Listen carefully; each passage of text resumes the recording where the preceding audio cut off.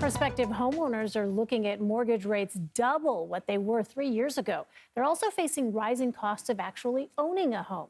Analysis from Bankrate found homeowners pay an average of $15,000 per year on top of their mortgage.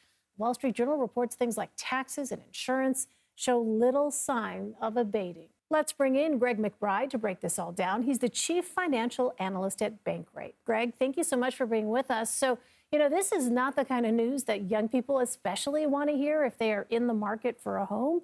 A lot of people have been waiting and wondering, when is there a good time?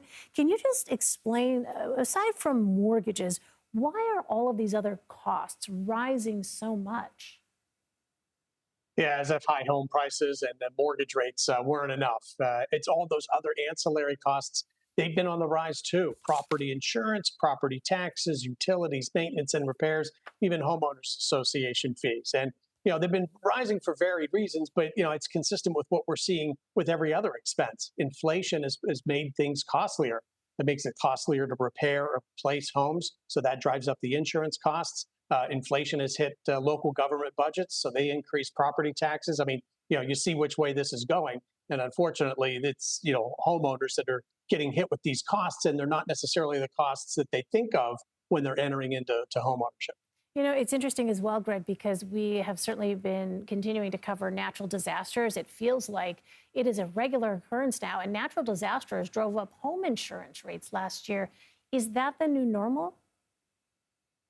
That is the new normal in the sense that what you've seen is homeowners insurance companies doing one of two things. They're either drastically scaling back their exposure in markets that are prone to natural disasters, think hurricanes, fires, floods, and either leaving the state altogether or just dropping a lot of homeowners so that they only have a limited exposure.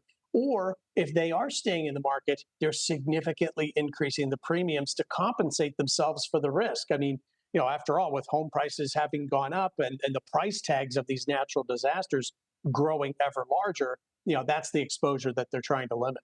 What does this mean if you are potentially looking to get into the housing market? Are these costs basically pricing people out of buying a home?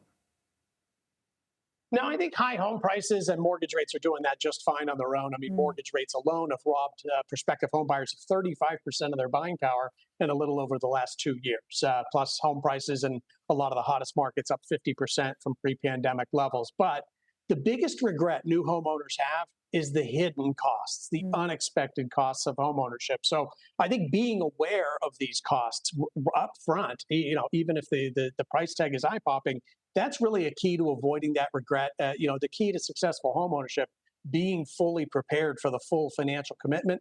And in order to be fully prepared, you got to know what all those other expenses are. Getting surprised and kind of hit out of left field by that after you've already bought the home, not a recipe for success. Yeah, so important to keep those hidden costs in mind. Greg McBride, Greg, thank you. Thank you.